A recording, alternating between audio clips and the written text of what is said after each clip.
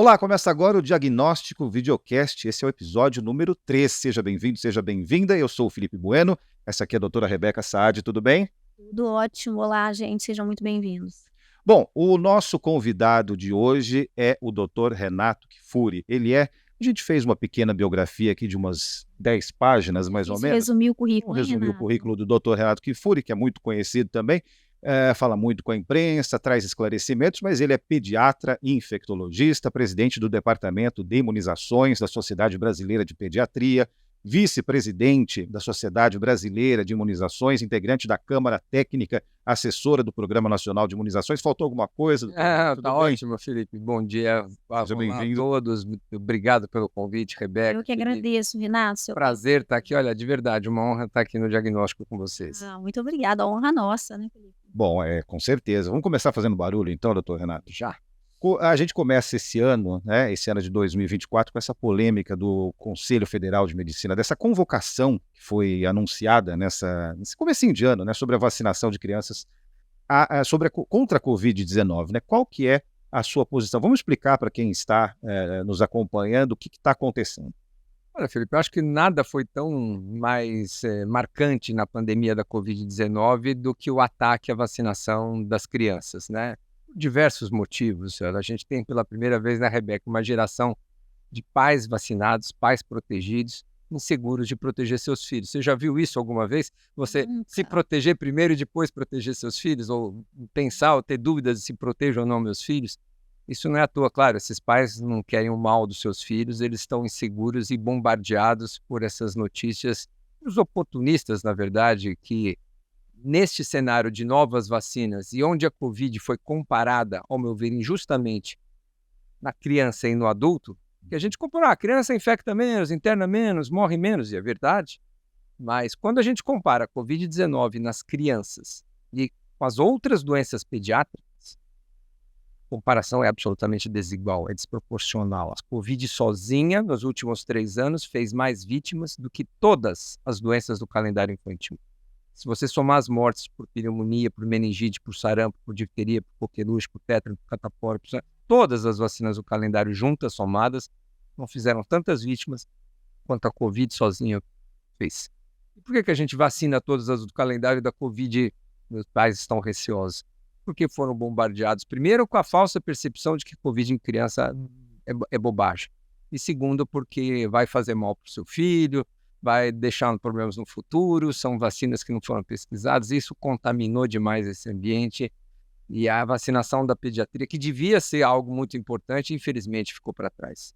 E você usou uma palavra que eu acho importantíssima a gente ressaltar aqui, né? A importância e o tamanho dela, né? O tamanho do problema. Oportunistas. A gente vê médico vendendo em internet detox de vacina, vendendo consultas caríssimas para passar soro e sei lá o quê. Gente, como assim, né? Por que a gente parou nisso, Renato? É o cenário, a gente achava que o Brasil era imune, entre aspas, aos antivacinistas, a esses grupos que o Brasil era... Chegou mais tarde um pouco aqui, né? O Brasil era o país do carnaval, do futebol e da vacina. Zé Do samba e da vacina. Mas 2019, a própria Organização Mundial da Saúde, véspera da pandemia, já tinha declarado a hesitação vacinal como um dos 10 maiores problemas de saúde pública da década. E a gente torceu o nariz aqui e falou, o que é isso, hesitação vacinal? Isso não existe aqui, isso é coisa de europeu, de A americano. gente teve a dica com sarampo, né, em 2019. É. E a gente começou a ver casos em 2018. Mas ainda não era tanta hesitação, não era pais inseguros, perda de confiança nas vacinas. A gente achava que o Brasil confiava nas vacinas, o brasileiro de uma maneira geral. O sarampo foi relaxamento, percepção de risco baixa, não era desconfiança na vacina. Mas à medida que você tem uma pandemia e você tem a autoridade sanitária, especialmente o poder público, dizendo, olha, não sei se é bom, o presidente falando, olha, eu não vou vacinar, quem quiser vacinar, vacine, eu não vacino. O ministro dando dicas que a vacina não deve ser obrigatória, que deve exigir atestado, que tem que assinar termo. Isso, a recado que você passa para a população, peraí, as vacinas não são seguras assim. E é um recado que não é a curto prazo, né, Renato? Médio e longo, porque a gente já tem aí 1 ano do outro governo e a gente ainda tem isso, está lutando diariamente. Acontece que a perda da confiança não é no produto, é na política pública que está colocando aquele produto à disposição. Então, quando você fala que eu não sei se eu devo vacinar, não é aquela vacina ou outra. Será que aquela... Por que estão colocando vacina para o meu filho? Por que fazer campanha para vacinar? Por que está lá no posto? Por que chego lá, a mulher fala que eu tenho que vacinar e meu pediatra... O médico fica inseguro também, Rebeca. A gente sabe disso. Hoje, o médico sofre dessas fake news e dessas desinformação. Então, doutor Renato, o senhor usou uma palavra muito importante, essencial, que é a palavra confiança. Dá para dizer que existe essa ameaça de a medicina, de o setor público de saúde, da própria ciência passar por uma crise de credibilidade, se é que já não está passando, que vem justamente do subterrâneo e atinge a superfície da sociedade, é mais ou menos isso. É mais ou menos isso, Felipe. Esse é um fenômeno dos tempos modernos que nós vamos ter que aprender a lidar com ele. A comunicação digital, o que acontecia no passado? Mas você produzia um estudo científico, você estudava, você apresentava para os seus pares, submetia uma revisão numa revista, era avaliado, era publicado, e depois nós médicos traduzíamos para a população, olha, esse estudo significa isso. Hoje, os estudos, antes de serem apresentados, antes de serem submetidos, que a gente chama no pré-print, rodam os grupos de WhatsApp, com interpretações que lhe interessam a cada um. Exatamente. Olha, essa daqui não serve, a droga que eu vendo mostra. E os estudos, às vezes, mostram alguma fragilidade numa vacina, num medicamento. Às vezes, algum estudo com uma pequena população mostra alguma discrepância dos outros 90% dos estudos.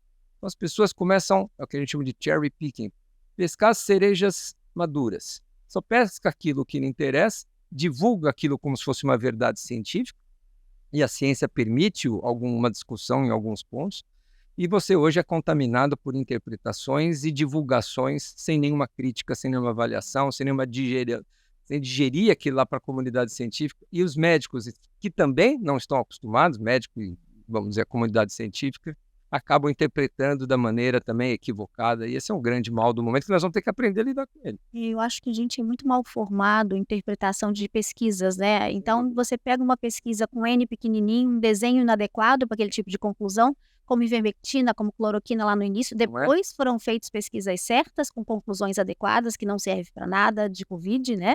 Nem ivermectina, nem cloroquina. Mas foi exatamente isso. Pesquisas inadequadas para se estudar aquele resultado, metodologias inadequadas, e aí se tornou verdade absoluta para alguns, né? E isso atrapalhou muito, né? Eu acho que a gente precisa amadurecer, resumindo, acho que esse ponto, porque amadurecer o desenvolvimento e o conhecimento científico, nós precisamos formar nossas crianças, nossos adolescentes, o que é ciência, de como se faz ciência, de como de um questionamento você chega a uma avaliação e uma conclusão daquilo que é possível, porque a ciência é dinâmica. Obviamente, a gente vê em todas as áreas o evoluir da ciência e assim será sempre. Ciência baseada em perguntas, né? Perguntas em hipóteses, né? Uhum. Hipóteses, você formula hipóteses, você testa essa hipótese, você confirma ou descarta. E o descartar da hipótese é tão importante quanto a confirmação da hipótese. Né? Olha, descartamos, isso não serve. Não vai funcionar Isso não vai funcionar, né? porque foi um estudo bem feito que mostrou que a metodologia é aquela. Com todas as, obviamente, exigências hoje que o rigor científico da pesquisa clínica existe. Quando pesquisa em seres humanos, né, isso foi muito discutido na Covid, elas passam por um rigor, não se faz assim, se coloca uma... Tem gente ainda hoje, Felipe, que fala que a vacina da Covid é experimental. Como que você faz um experimento com bilhões de doses? Isso não é experimento, isso é vida real. Isso já passou a fase do experimento e colocou a vacina na prática. E se me interessa acreditar nisso, eu vou acreditar nisso e vou passar adiante essa informação. Essa é a grande, vamos dizer, mola propulsora da disseminação do que nós chamamos de infodemia. A Organização Mundial da Saúde define a infodemia como o excesso de informações transitando nas redes. Né? Aí você tem a desinformação, a misinformation, quer dizer, cada para o mal, para o bem, mas esse excesso de informação, ele muitas vezes é difícil para todos nós, nesse mundo moderno, não é só na saúde, filtrar todas essas informações, o que é fake, o que é fonte séria. Vale o recado, obviamente, você vai atrás das fontes sérias de informação. Então, quando você tem uma recomendação de uma Sociedade Brasileira de Infectologia, de Pediatria, uma Organização Mundial da Saúde, de um Ministério da Saúde, de uma Anvisa, são pessoas que estudaram, se debruçaram. Não é alguém que resolveu fazer um comentário e ter seguidores nas suas redes sociais. Uma pena que nossos conselhos não acompanhem, né, para colocar uma consulta pública entre os médicos se há ou não necessidade de vacinar crianças para Pois Covid, é. né? Eles não acompanham o restante do mundo na ciência, né? É lamentável que o nosso Conselho Federal de Medicina fez recentemente, né, muito induzido por esses grupos que infelizmente estão dentro também do Conselho Federal As de Medicina, diretorias, né? são nas diretorias, Presidentes. e questionando, né, a decisão da Anvisa, do Ministério da Saúde, em vez de consultar a sociedade científica, os especialistas na área, resolve perguntar para cirurgiões, para ginecologistas, para ortopedistas, para cirurgiões plásticos, o que eles acham de vacinar. É que nem perguntar para mim o que eu acho da prótese do stent cardíaco mais moderno ou da prótese de alumínio de quadril, o que eu acho que deve ser ou não. De com ou sem hormônio, né? O que Sei a gente lá. vai entender disso, Sou né? pediatra e infectologista. Agora, tem uma discussão que se levanta aqui, acho que vale até doutora Rebeca, né, doutor Renato, com base nesse exemplo da Covid-19, da vacina da Covid-19 para as crianças, mas valeria para qualquer coisa. Existe uma preocupação legítima do pai e da mãe, do responsável. Claro. Até que ponto, qual que é o papel do médico sério, da médica séria, em evitar que essa preocupação legítima do cuidado com os seus filhos se torne, assuma um caráter ideologizante, né, e aí chafurde na lama do subterrâneo. Essa talvez Esse é o seja desafio, né? o grande. Nós não fomos preparados para essa conversa, né? Para essa conversa desafiadora. O pediatra foi formado, Felipe. Bom, aqui está seu filho, alimentação, essas são as vacinas para esse momento. Não tinha essa discussão. Nós não fomos preparados para enfrentar uma discussão desafiadora que é, mas eu preciso vacinar meu filho? Eu ouvi dizer que essa vacina causa isso, é verdade, doutor? Então, a preparação do treinamento do profissional de saúde, especialmente no caso do pediatra que atende a família, em ter uma conversa como essa não é simplesmente fácil, porque a tendência natural nossa é o confronto. Imagina, você está louco, não quer vacinar seu filho? Né? E ele não tem, às vezes, material que subside a discussão e informativo para o paciente que ele atende. Ele tem, às vezes, dúvidas também, né? Será que realmente isso pode acontecer? Ele é inseguro. Então, nós precisamos preparar mais nossos profissionais da saúde para ele enfrentar. Nós estamos muito acostumados a impor a nossa ciência e poucas vezes acostumados a escutar do paciente quais são as dificuldades que ele tem em compreender os recados que a gente precisa dar. Então, a gente precisa melhorar isso. A Sociedade de Pediatria, de Imunizações, tem feito um longo trabalho com gibis da Turma da Mônica, com eventos, encontros sobre hesitação vacinal, para capacitar esses profissionais da saúde nessa discussão, nesse enfrentamento, no bom sentido, né, no confronto, mas no enfrentamento dessa questão. Diálogo, né? Que nós não estamos preparados, infelizmente. Esses pais precisam ser acolhidos, eles não precisam ser confrontados. Eles estão inseguros e ninguém quer o mal do seu filho não vacinando o seu filho. Eles estão inseguros e bombardeados aí com as tantas notícias que aparecem a respeito. A gente precisa preparar os médicos mesmo, porque eu acho que os médicos também se cansaram um pouco, né, de ter que explicar tantas vezes durante esses 3, 4 anos últimos aí, essa questão das fake news, desmentir. Eu falo um pouco por mim. Tem hora que chega alguma coisa no celular que a família quer saber se é verdade, que você até cansa, você não tem mais aquela paciência que deveria, e você está certo de dizer que é acolher, que é mostrar, que não é verdadeiro. E a gente cansou um pouco disso, mas a gente precisa retomar com toda certeza, Renato. Acho que você colocou uma coisa muito importante, acolher e não confrontar, né? Eu te confesso que ainda bem que eu não faço consultório, porque às vezes me falta paciência. Os pacientes, os médicos pacientes estão lá nos consultórios. E hoje tem um outro fenômeno que eu acho fundamental para esses tempos, que são as agências de checagem, né? Então você tem muitas agências de checagem mostrando o que é feito. Então a gente é todo dia, praticamente, ou um dia sim, um dia não, chamado por essas agências de caso para confrontar os maiores absurdos, para justificar. E olha, dá preguiça. Essa é a palavra. Perde-se um tempo importante. Perde-se um tempo importante para dizer que não vai virar jacaré, para dizer que não tem chip na vacina, para dizer que não vai modificar o seu DNA, ou não sei o quê. Então, todo dia é um vídeo de alguém que não é médico, ou que é médico de algum outro país, de uma universidade que você nunca viu na vida, dizendo que as vacinas vão fazer mal e circula com uma velocidade. E quando atinge lá nas métricas do Google ou de qualquer outro lá, um nível de visualização, essas agências de checagem acabam consultando especialistas para fazer o desmentido e publicar é fake, é falso. Mas dá um trabalho, né? Mas é o mundo moderno, Rebeca. A gente não tem. Se a gente não se coloca para contrapor nas redes sociais da mesma maneira, com a mesma intensidade, eles são muito mais barulhentos. Eles vão Eles são muito realmente mais invadir e barulhentos. levar toda a história para o lado deles, né, isso é muito ruim, com certeza.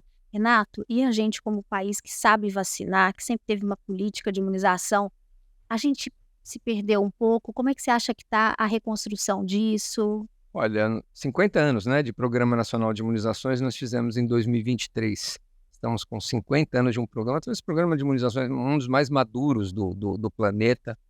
E principalmente quando você fala num tamanho de um Brasil, com áreas tão... E programa gratuito, né, Rebeca? Gratuito, um país tão grande, 200, Desigual, né? é, Importante dizer. 200 milhões de pessoas, de um país geograficamente enorme, com áreas de acesso muito difíceis, como a Amazônia, como regiões de matas, e com um programa com tantas vacinas gratuito. Acho que não existe nada similar no planeta que se compare ao que a gente faz aqui nesses 50 anos.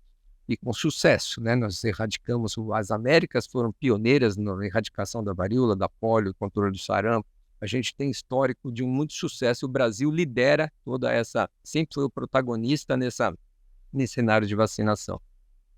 Agora, o programa ele é absolutamente gigante em todas as suas estruturas. A vacinação não é simplesmente comprar vacina e ter lá. Você precisa de cadeia de frio, você precisa de transporte, você precisa de capacitação desses profissionais. Nós temos mais de 35 mil salas de vacinas no país.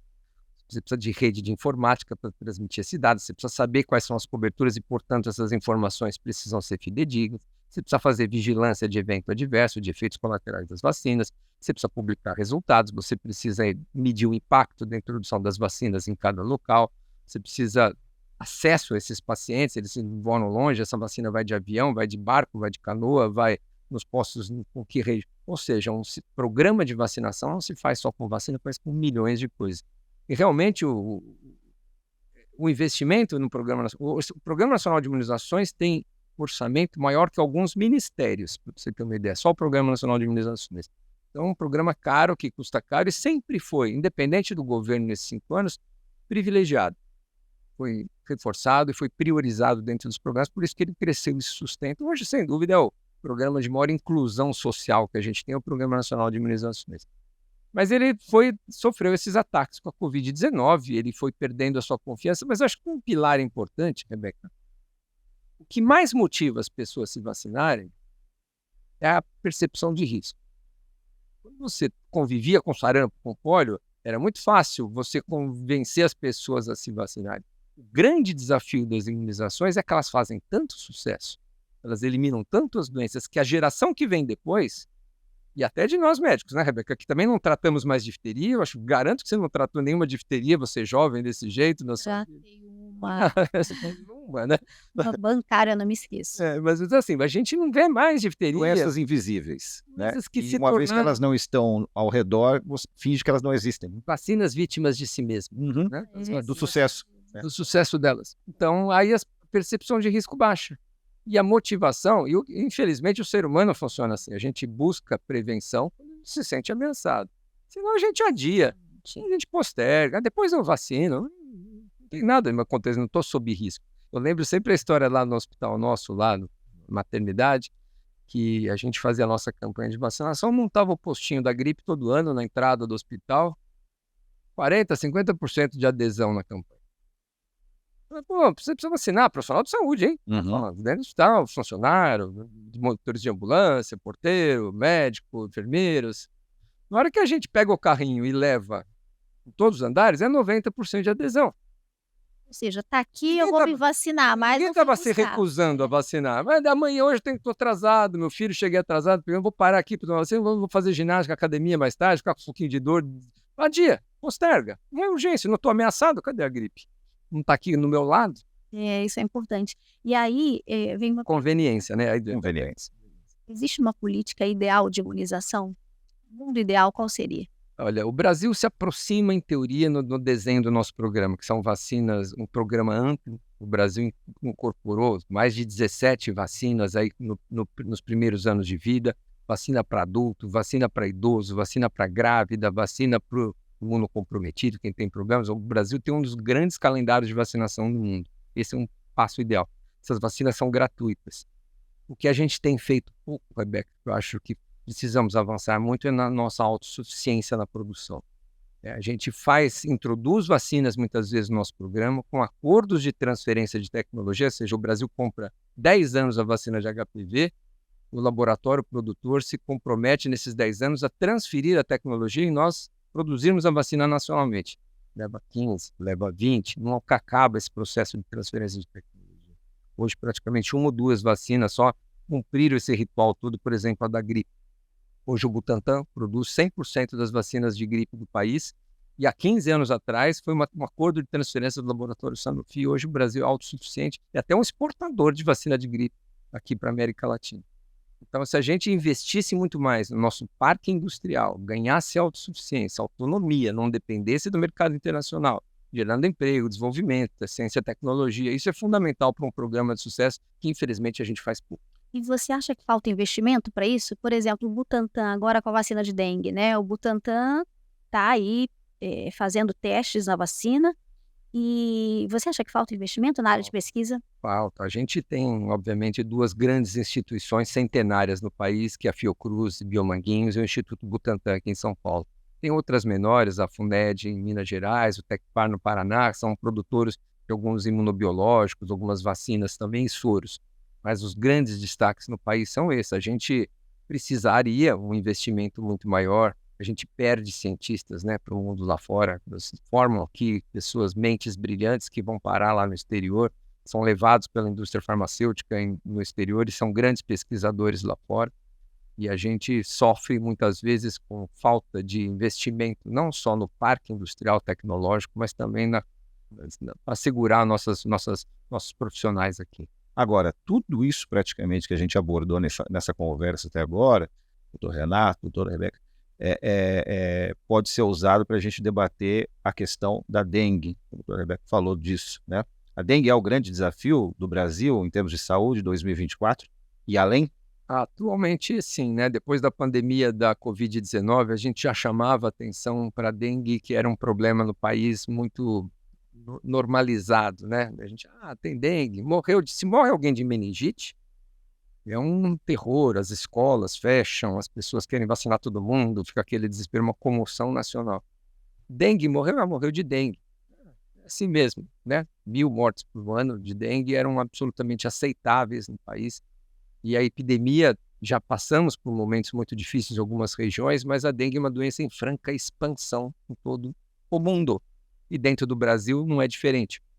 Só para você ter uma ideia, Paris, região de Paris, nós tivemos recentemente casos de dengue confirmado, de pessoas que não viajaram. Não é que ela foi lá para a África fazer turismo e voltou com dengue. Não saiu de Paris, e lá, ou seja, lá tem mosquito e tem dengue. E tem gente com dengue, para transmitir de um para o outro, né? Ou seja, aí é uma expansão que a gente mira no médio e no longo prazo para uma doença praticamente global.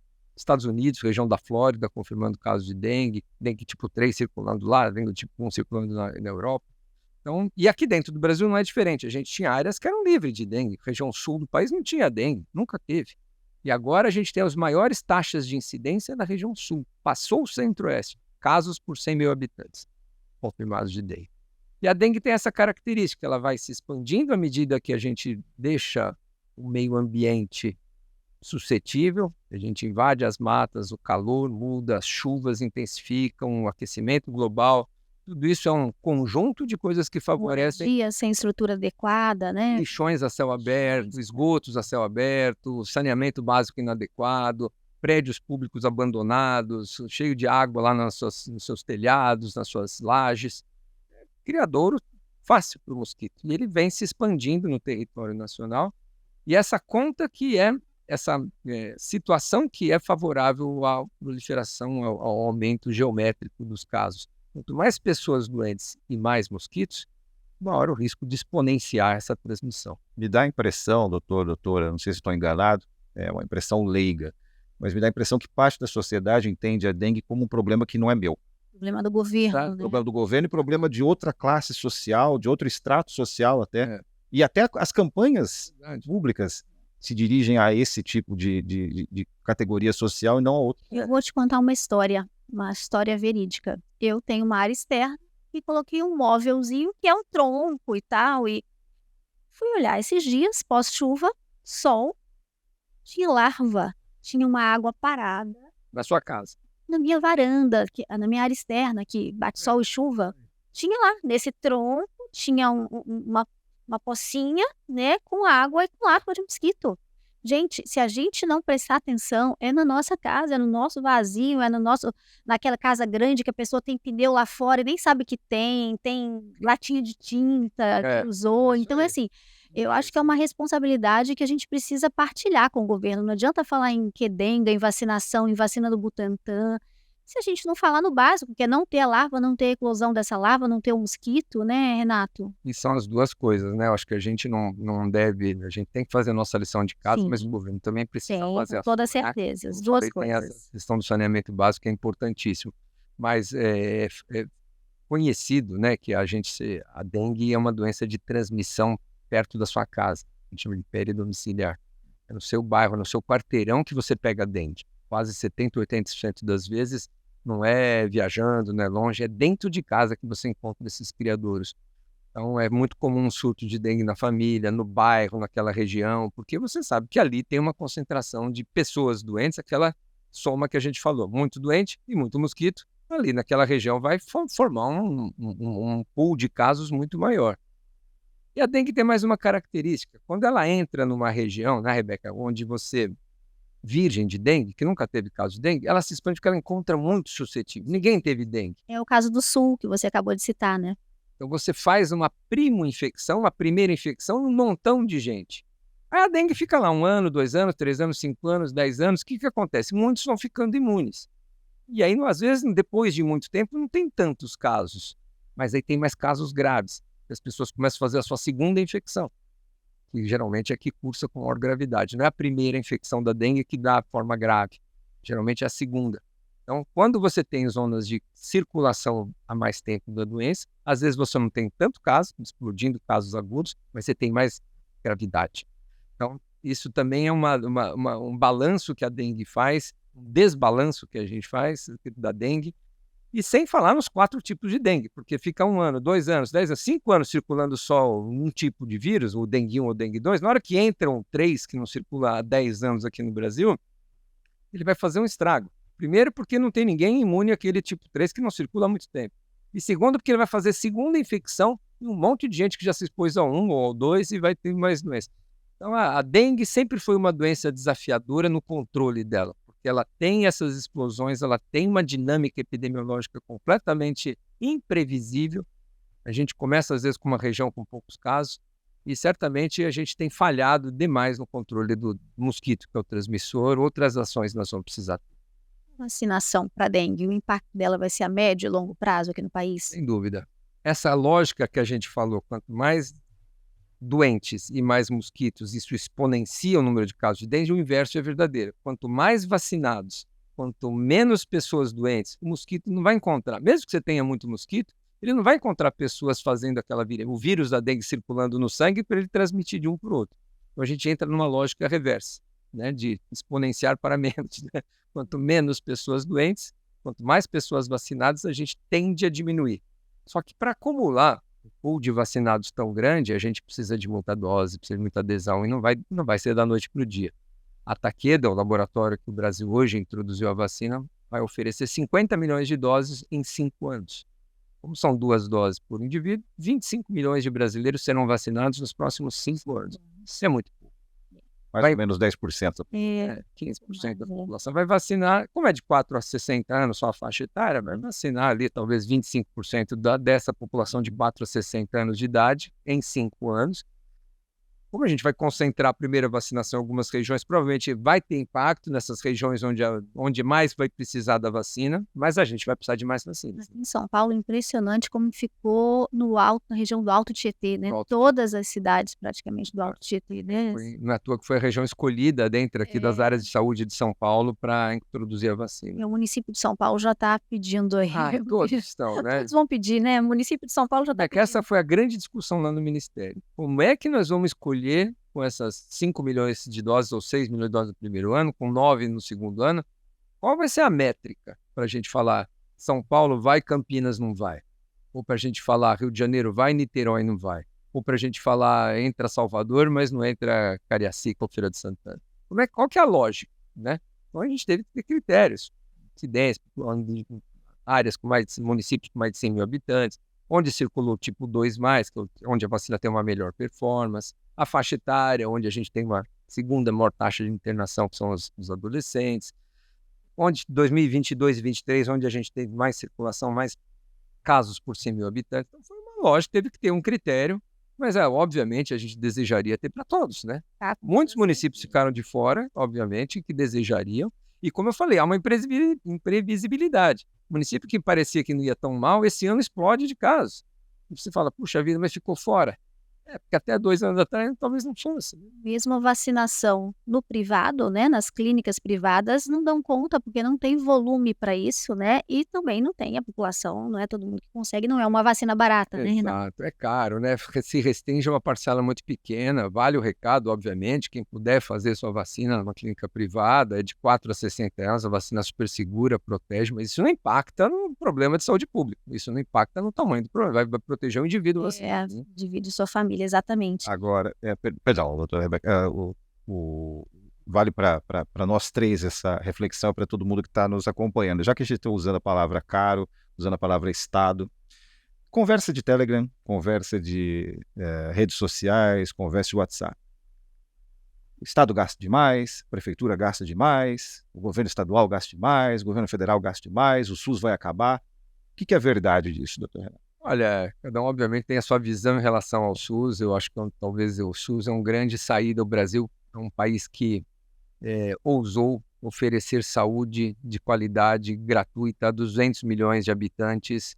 E visitantes, é importante dizer, né? Estrangeiros, Exatamente, eu tenho um imigrantes, cunhado dinamarquês que foi agora muito bem cuidado, né? No SUS, no interior da Bahia, no litoral da Bahia, melhor dizendo. E precisou do SUS, como minha afilhadinha dinamarquesa também precisou do SUS. O SUS é assim, ele é universal, ele é para todos, até para quem nos visita, né? Então, é um custo baixo, né, Renan? É elevadíssimo, né? Então, a gente tem, acho que, 3 pontos principais. Primeiro, a gestão desse recurso. Muitas vezes é corrupção, é desviado. A gente sabe que o Brasil não é um país livre disso. Nenhum lugar é livre, mas aqui nós temos locais onde a verba pública destinada à saúde ela é mal utilizada. A segunda é a questão de alocação de recursos. Talvez esse seja o grande drama que a gente vivencia na saúde. Eu tenho um cobertor pequeno e eu vou investir aonde? No transplante, no HIV, na doença rara, que custa caro, nos novas tecnologias em saúde, nas medicina diagnóstica. Eu vou investir em testes, eu vou investir em ressonância magnética, em próteses. Onde eu vou colocar um recurso limitado com uma expansão infinita de gastos? Porque a ciência evolui de uma maneira que os custos em saúde vão ficando cada vez mais caros.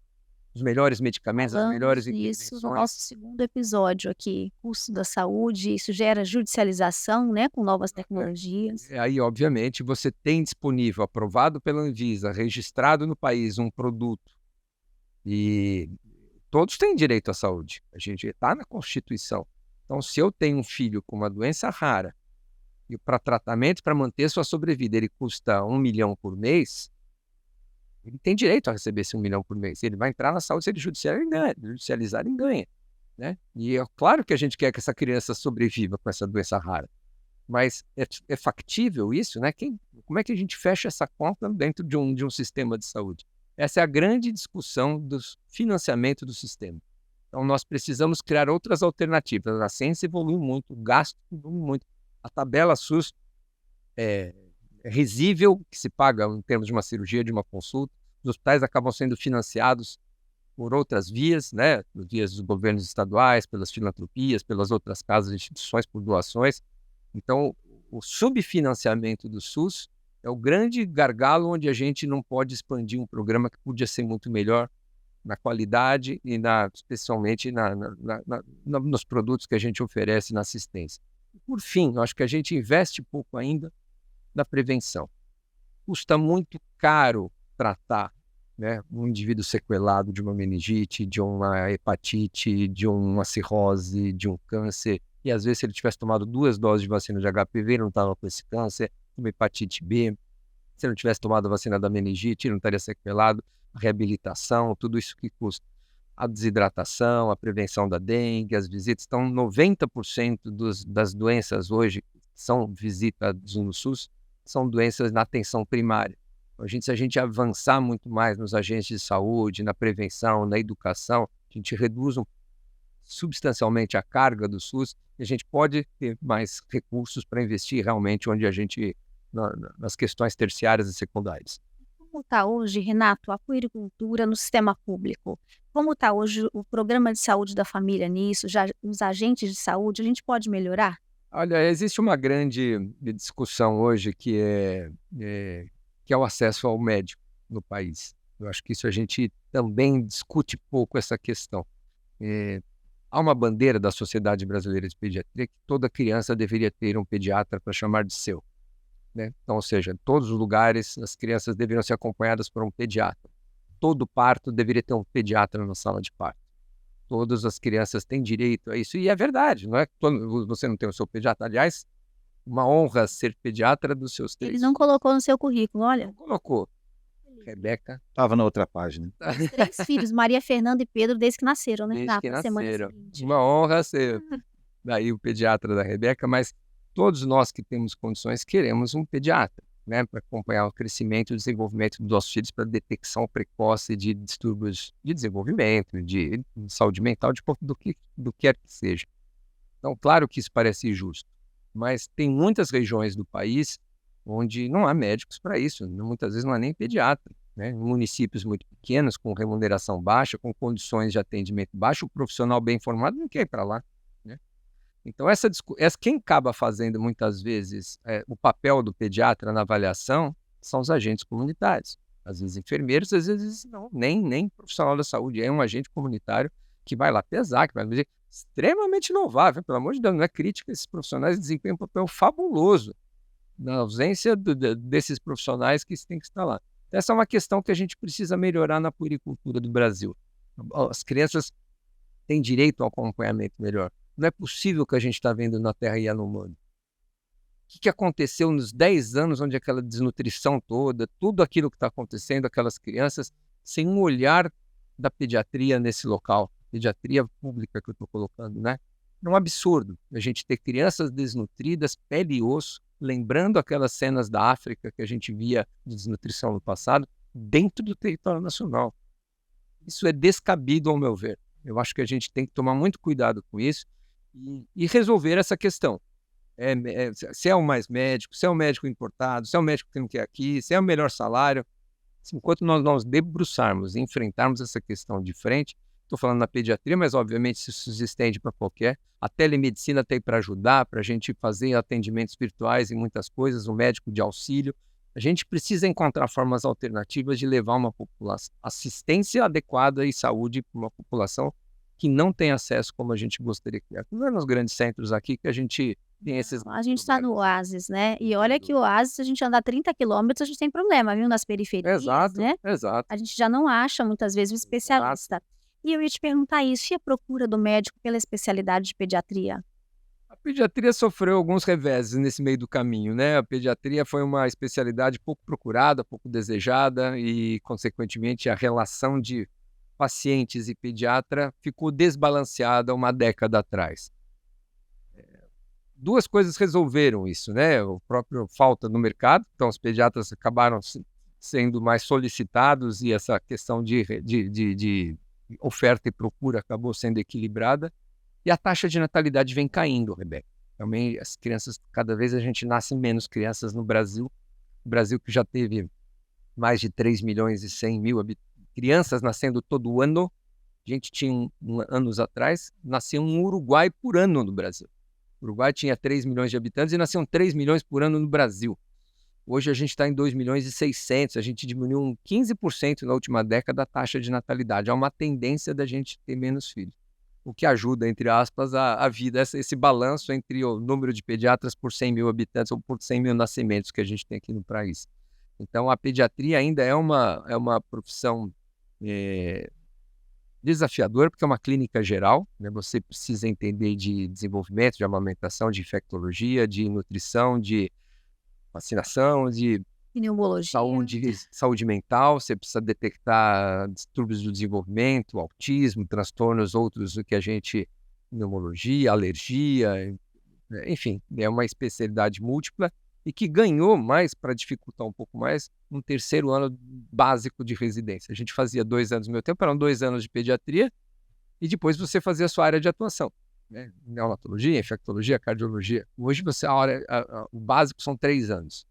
Então, você já sai no mínimo de 3 anos para depois fazer o seu R4, sua residência de 4º ano, na área que você quer fazer a sua subespecialização. Ou seja, cria mais um ano de atraso, vamos dizer assim, na inserção desse profissional no mercado para valer mesmo como um especialista, que também cria outra barreira, mas foi fundamental, porque a expansão do conhecimento foi tão grande nesses últimos anos que 2 anos realmente ficaram insuficientes. Você já sai melhor formado, né? Até mesmo que você não faça uma especialidade além da de pediatria, Exato. né? Uma subespecialidade, você já sai melhor formado, né? Com 3 anos de residência.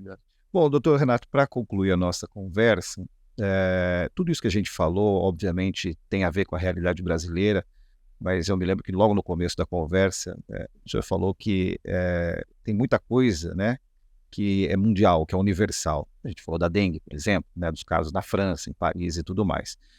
Ninguém foi fazer safari, né? Pegou dengue lá, né, do lado da Torre Eiffel.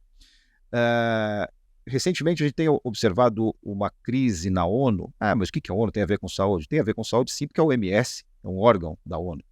E na época da Covid-19, a OMS foi vítima de muita falsa informação, muita fake news, muita crítica, né? E hoje a gente vê uma crise política da ONU. Eu aproveito para perguntar se a OMS está em crise e se a própria credibilidade de um órgão universal da saúde está em crise e o que isso poderia trazer para a gente de problema, já que, como você falou, o mundo é assim mesmo, a gente vai ter que se virar do jeito que está, com redes sociais e tudo mais. Acho que as redes sociais vieram para o bem, para trazer tanta informação, e também a gente precisa aprender a interpretar, a filtrar e a selecionar realmente o que vem das redes sociais. Eu acho que a Organização Mundial da Saúde sempre foi um baluarte da saúde mundial. O olhar que a gente foi um balizador, inclusive, Felipe, de um acesso mais justo, de menor iniquidades no mundo, né? Se a Organização Mundial ela se presta principalmente para promover saúde em locais onde jamais nós teríamos acesso à saúde, para desenvolver medicamentos e vacinas contra doenças negligenciadas, onde a gente não tem nenhum interesse comercial em fazer medicamentos para doenças, para malária. A vacina da Covid saiu rápido, a vacina da dengue teve um enorme impulso à medida que ela foi se expandindo em países mais ricos, mas a gente tem malária como a principal morte de causa de crianças menores de 1 ano no mundo, é malária. E nós até hoje não temos uma doença, uma vacina. Tem uma vacina que protege 20%, 30%, a gente está começando com novas vacinas, então a gente não tem investimento para verminose, estrongiloidias e doenças outras mais negligenciadas. Tuberculose, né, que já estamos usando, não é doença de país mais pobre, não tem no primeiro mundo, e a gente também não tem vacina boa para tuberculose. A gente estava feliz da vida sem tuberculose. Então, a ONU, ou a OMS no caso, ela tem um papel fundamental, balizador e diminuidor dessas desigualdades mundiais. Então, quando você fala, a OMS não fala que é para dar a vacina Covid terceira dose, ela quer que dê para todo mundo 2 doses, para depois dar a terceira dose para os países ricos. Isso foi muito atropelado, e essas críticas muitas vezes são mal interpretadas no sentido de como que a evidência mostra que isso, e você está mandando que por enquanto está bom 90% está bem protegido, e vamos dar essas doses para aqueles países que não têm nenhuma dose sequer. Então, sofreu críticas, e obviamente nesses cenários pandêmicos em especial, né, na pandemia da Covid-19, esse não foi bem comunicado, ao meu ver, essa importância da universalização do acesso. E isso vai se tornar cada vez mais importante, porque como as doenças estão globalizadas, como as doenças que ficavam restritas às florestas africanas começam a invadir a Amazônia. A gente tem maiaro, oropouche, outras doenças acontecendo aqui no Brasil, que eram doenças que não aconteciam, Zika vírus, chikungunya, daqui a pouco em Paris, na Europa, vão ser doenças universais. Se a gente não começa a cuidar do planeta como um todo, não cuida de todos, ninguém vai estar seguro enquanto todos não estiverem seguros. Não adianta mais olhar só para o meu quintal, resolver só a minha saúde, o meu país, minhas fronteiras são fechadas, as fronteiras estão abertas e a gente vai ter que entender o planeta de um jeito diferente. A questão do farinha pouco, meu pirão primeiro, vai ter que Exato. acabar, né, Renato? A gente precisa pensar no outro, pensar na saúde global mesmo, Isso né? vale para o clima, isso vale para os alimentos, isso vale para a saúde. Pra tudo, né? Renato, queria te agradecer demais por ter vindo aqui. Eu sei que seu tempo é curto, seu consultório é cheio, sua agenda é muito cheia, mas foi um prazer, como pediatra dos meus filhos e como divulgador da ciência, como médico especialista, super especialista, e te agradecer muito por você doar seu tempo tanto para órgãos de imprensa, para entrevistas, para conversas, porque isso é importante, porque esses vídeo, as suas falas vão para aquelas pessoas que muitas vezes acreditaram numa fake news e começam a ter clareza de raciocínio, de pensamento em relação às vacinas, da importância que tem a vacina, e a gente é sempre o primeiro da fila, né, Renato? Deu vacina no hospital, eu tô lá. É isso aí. Com o bracinho de fora, e o pessoal até brinca. Até com o braço. Vai acontecer sempre, quando não vem, eu arrumo um jeito de verificar. Então, queria te agradecer muito, seu papel é fundamental nisso, para que a gente consiga falar de ciência de forma séria, sem ideologias tortas aí que não vêm ao caso, né? Muito obrigada pela sua presença. Doutor Renato Kfouri, muito obrigado pela participação, pela aula. Que isso, eu que agradeço, Felipe, Rebeca, o convite, estar aqui com vocês no diagnóstico, é uma honra, é um prazer sempre. Me convide mais vezes que eu volto, hein? Vamos, com toda certeza. Daqui a pouco a gente vai, no meio do ano, precisar falar do apanhado da dengue nesse verão, né? Que o verão está cada vez mais extenso, né, Renato? O problema tende a ser maior. É Te isso chamo aí. assim, com o maior prazer. O doutor Renato Kfouri participou desse episódio número 3 do Diagnóstico Videocast. Já conhece o nosso canal no YouTube? Assista aos outros episódios, mande a sua mensagem, se inscreva no nosso canal Diagnóstico Videocast no YouTube, uma realização da OH Consulting. Muito obrigado e até a próxima.